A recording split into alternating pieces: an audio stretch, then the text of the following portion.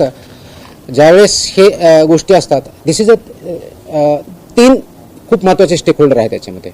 एक FBO जो हा माल तयार करतो विकतो तो व्यावसायिक जो आहे तो, दुसरा रेग्युलेटर म्हणजे आम्ही FDA, आणि तिसरा कंझ्युमर.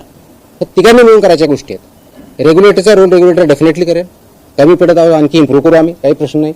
त्यासाठीच आपण हे जे ऑर्डर्स काढतोय, ऑर्डर काढण्याचे उद्देश काय, ऑर्डर काढण्याचा उद्देश एक काय FBO यांनाही हे त्या ऑर्डर्स चांगल्या पद्धतीने परत माहीत व्हाव्यात, काय त्यांचे मानकं वापरायचे, कोणत्या प्रकारचे स्टँडर्ड करायचे हे माहिती व्हावं आणि त्यांनी कंप्लाय करावं.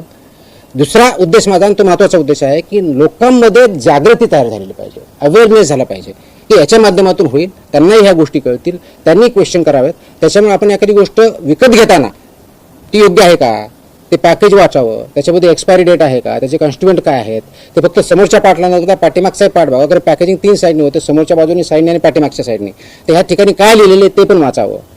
तर ते वाचणं आणि आम्ही रेग्युलेट करणं, तर हे इज अ कंबाईन ॲक्टिव्हिटी. जिथं काही असं असेल तर डेफिनेटली आपल्याला जे मीन्स दिलेले आहेत त्या माध्यमातून आमच्यापर्यंत आलं तर आम्ही कारवाई करू. आम्ही सुमोटोही कारवाई करतो, कंप्लेंटच्या माध्यमातून करतो, इंटेलिजन्सच्या माध्यमातून करतो. त्याच्यामुळं it is a collective responsibility. तर प्रत्येक माणसापर्यंत मी पोहोचू शकत नाही, पण इंडिव्हिज्युअल माणूस आमच्यापर्यंत ह्या माध्यमातून पोहोचू शकतो, कंप्लेंटच्या माध्यमातून, ऑनलाईनच्या माध्यमातून, फोनच्या माध्यमातून तो पोहोचू शकतो.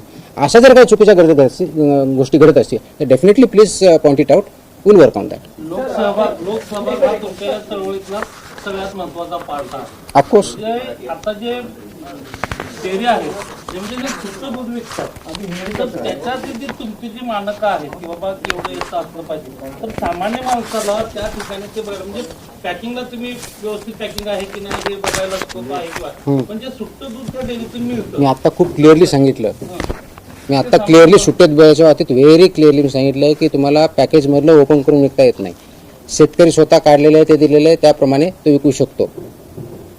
पण बऱ्याच शहरामध्ये हे जे पॅकेजमधलं दूध आहे ते काढून त्याच्यामध्ये वेगळ्या पद्धतीने काही केमिकल असतात ते विकलं जातं. तर शक्यतो ते अवॉइड करावं, अनलेस आपल्याला माहिती आहे की हा शेतकरी आहे तो खरोखर देतो. आता आम्ही ह्या कारवाई सुरू झाल्यानंतर माझ्याकडे असे फीडबॅक आहेत की बऱ्याच ठिकाणी रोडवर दूध विक्रेते बसायचे, ते आता बसणं बंद झालंय.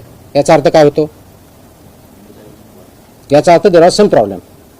तर शहरामध्येही आपल्या बऱ्याच वेळेस आपण करतो की बाबा मला पॅकेजमध्ये प्रॉब्लेम वाटतोय, ते काही चांगलं नाही आहे म्हणून मी सुटं दूध घेईल. तर सुटं दूध जर घ्यायचं असेल तर इन्श्युअर करा की खरोखर तो फार्मर आहे किंवा फार्मर म्हणून आणलेला आपल्याकरता जेन्युइन आहे आणि मध्ये तो बेसेल करणार एवढं इन्श्युअर करा. हे तुमचा विश्वासाचा इश्यू आहे. तर त्या दृष्टिकोनातून आपण सुटं दूध घेतानाही ते काळजी घेतली पाहिजे. हिंदीमध्ये नाही, इंग्लिश किंवा मराठी. हां,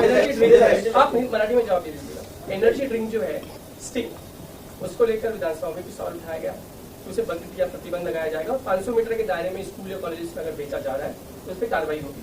तो आपका FDA डिपार्टमेंट इस पर कार्रवाई करेगा. आपके पास क्या उसको लेकर आपने योजना बनाई है ना, मुझे पता है, आंसर दिया गया है अधिवेशन में. इश्यू एवढा आहे की हे जे सो कॉल्ड एनर्जी ड्रिंक्स आहेत, त्याच्यावरती एनर्जी ड्रिंक लिहिलेलं आहे. 2 दिवसापूर्वी 3 दिवसापूर्वीची फसायची ऑर्डर 30 जून 2026ची फसायची ऑर्डर्स काढल्या आहेत, नोटिसेस काढलेल्या आहेत. हे जे सो कॉल्ड एनर्जी ड्रिंक लिहिलेलं आहे ते लिहिता येत नाही, क्लेम करता येत नाही, म्हणून 30 जूनच्याच फसाईच्या ऑर्डर्स आहेत. अशा प्रोड्यूस करणाऱ्या ज्या कंपन्या 10-12 कंपन्या आहेत, इन्क्लुडिंग तुमच्या पेप्सिको आहे, रेडबुल आहे, तुमच्या त्याच्यानंतर स्टिंग आहे, यांना नोटिसा 30 जूनपूर्वी आताच काढलेल्या आहेत की तुम्ही असं लेबल करू शकत नाही. त्याचं कारण असं आहे की फसाई ॲक्टमध्ये जे अनेक्षर ए आहे ज्याच्यामध्ये फूडच्या कॅटेगरी दिलेल्या आहेत आणि फूड कॅटेगरीमध्ये हे एनर्जी ड्रिंक असं काही डिफाईन केलेलं नाही. म्हणून त्या ऑर्डरमध्ये असं स्पेसिफिक केलेलं आहे की जे त्याचा आधार घेऊन किंवा शेड्यूल 4 ज्याच्या आधारे हे मानक आहे त्याचा आधार घेऊन तुम्ही एनर्जी ड्रिंक असं लिहिता कामा नये. हे त्या कंपनीला ऑलरेडी फसाईनी नोटीस काढलेली, त्याच्यामुळे त्याच्यावर लिहिण्याचा जो प्रकार आहे आता इथून पुढे बंद होईल. त्याच्या एक मिनिट, वो बंद होईल. आता दूसरा सवाल जो आपने किया कि स्कूल के बारे में जो रेगुलेशंस है स्कूल के 500 मीटर्स में क्या चाहिए उसका क्लियर ऑर्डर है. कोई से उसमें आपका गुट्टा नहीं रह सकता, वो तो प्रोहिबिटेड है, लेकिन सिगार नहीं रह सकता है, कौन से आइटम रह सकते हैं नहीं रह सकते हैं, इसका ऑर्डर है. वो इम्प्लीमेंट करना